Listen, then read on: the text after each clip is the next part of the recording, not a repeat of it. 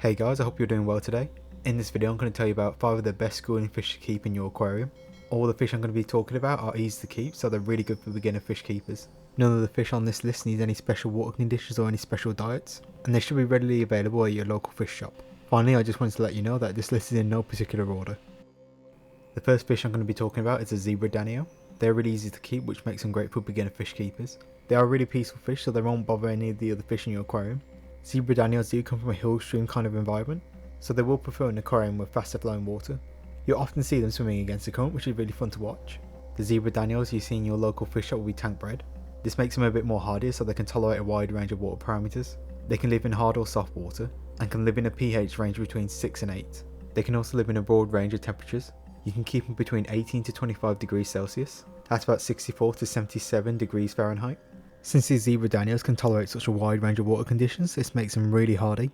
Zebra Danios grow up to about 5 cm in length, which is about 2 inches. The ones you see in this footage are fully grown. Since they do grow to this size and you want to be able to keep a good group of them, you're going to need a bigger tank. To keep a good sized school of Zebra Danios, I recommend a tank that's 90 cm by 30 cm by 30 cm as a minimum. That's about 80 litres or 20 gallons. They are very active fish, so they do appreciate large areas for them to swim in. So if you want to see some really good schooling behaviour, try and get the biggest tank you can.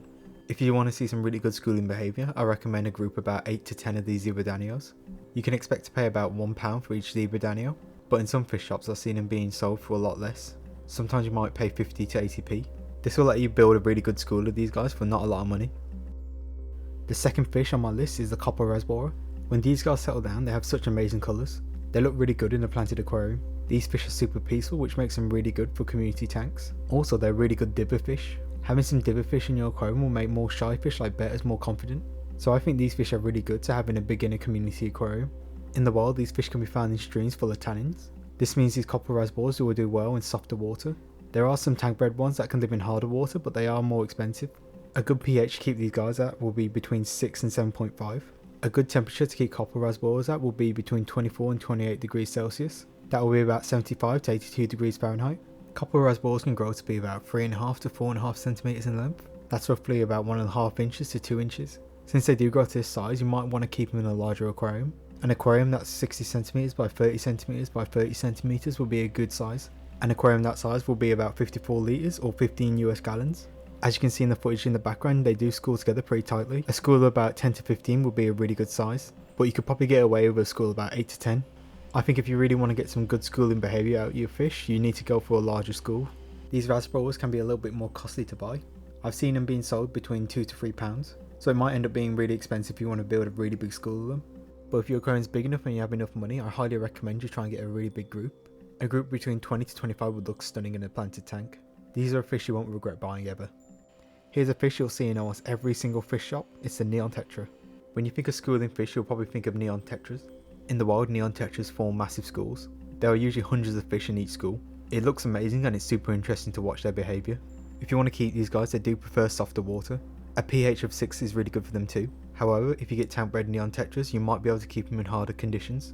The tank bred neon Tetras tend to be a little bit more hardy than the wild ones in my opinion. If they are wild caught, I recommend you to keep them in softer water. They can be a bit more delicate, so the closer you can replicate their natural water conditions, the better. So a good temperature to keep neon Tetras would be 23 to 28 degrees Celsius, which is 73 to 82 degrees Fahrenheit. You can expect neon Tetras to grow between 2 to 3 centimeters in length. That's roughly just over an inch. And because they stay quite small, you can keep a large group of them in a smaller aquarium. An aquarium for a good sized school will be about 60 centimeters by 30 centimeters by 30 centimeters.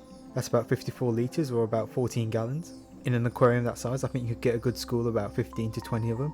The more comfortable you get the neon Tetras in your aquarium, the more likely they'll school together. Make sure the aquarium is densely planted so they got a lot of cover.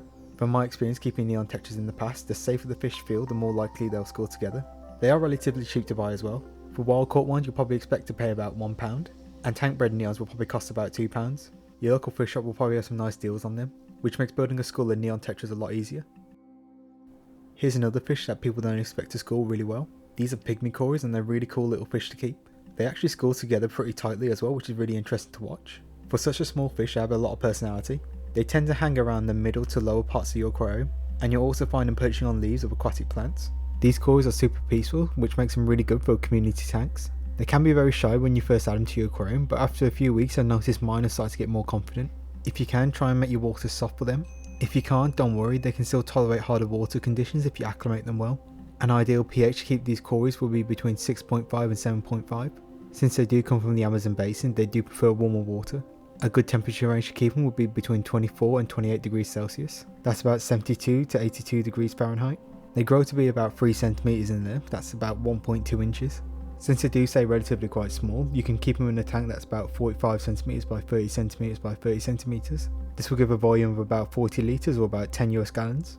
My tank's a little bit bigger, I got a 50 centimeter by 30 centimeter by 30 centimeter tank. I've been keeping a school of 10 Pygmy Cories in my aquarium. Ever since I put them in a bigger school together, they've been a lot more confident and showing a lot more personality.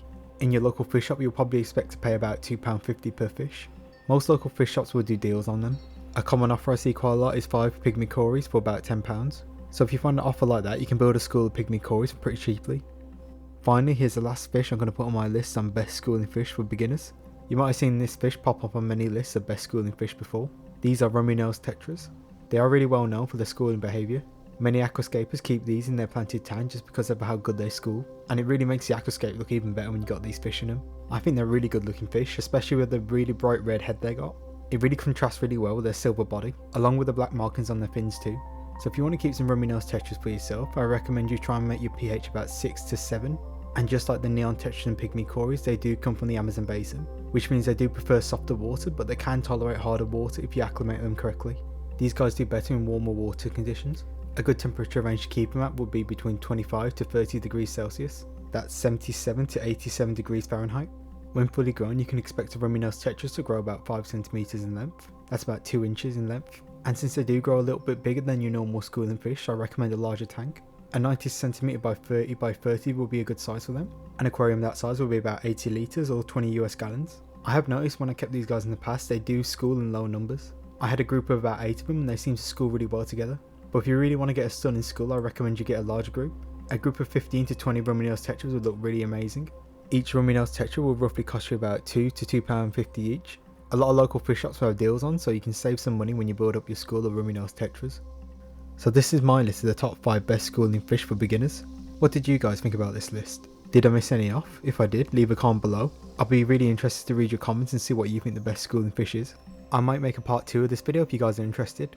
And I just want to say a quick thank you if you got this far into the video. If you did enjoy it, can you please give it a like? And if you want to see more videos and stay up to date with my channel, please subscribe, it really helps me out a lot. Thanks again for watching.